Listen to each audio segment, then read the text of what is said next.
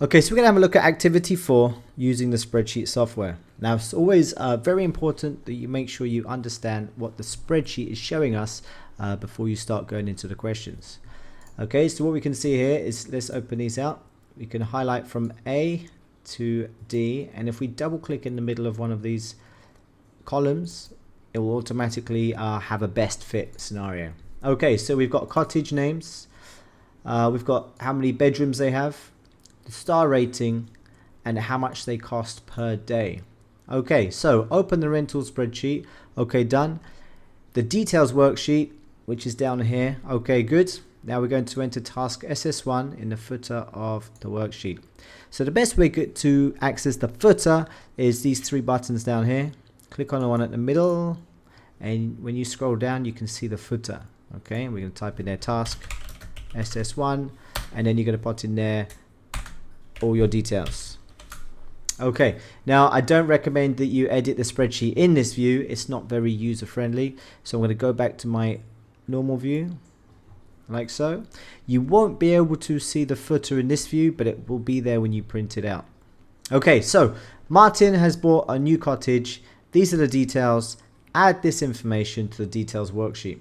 Okay, details, let's add these in.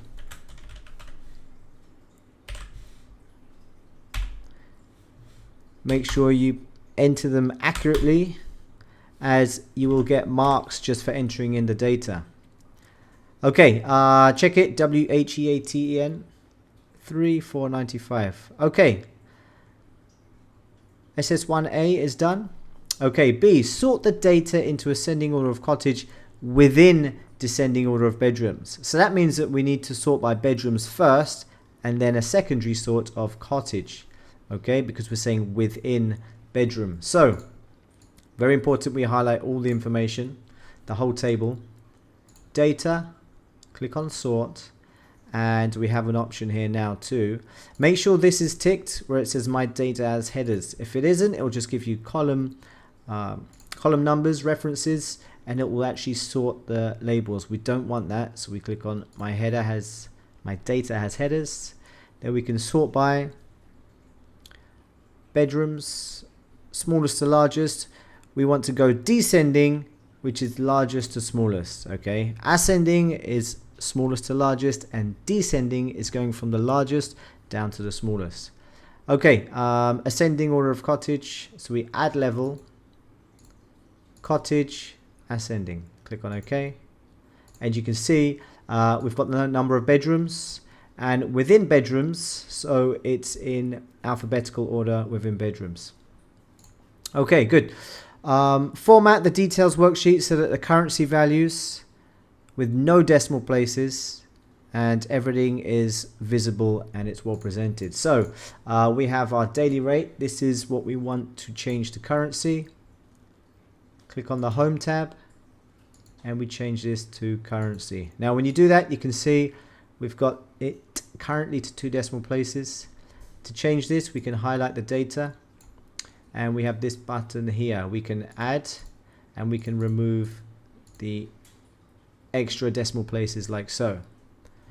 Okay, save the spreadsheet as task SS1. Save. I'm going to save this to my desktop. Task SS1. And you're going to print it showing the data. Now this is the data view, it's not the formula view. So at the moment this is okay for printing, showing the data. And when you print this, it's always good practice to highlight what you want to print.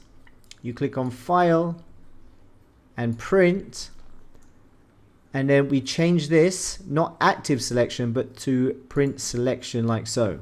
Okay, we can see it's landscape. Does it specify how it wants to be printed?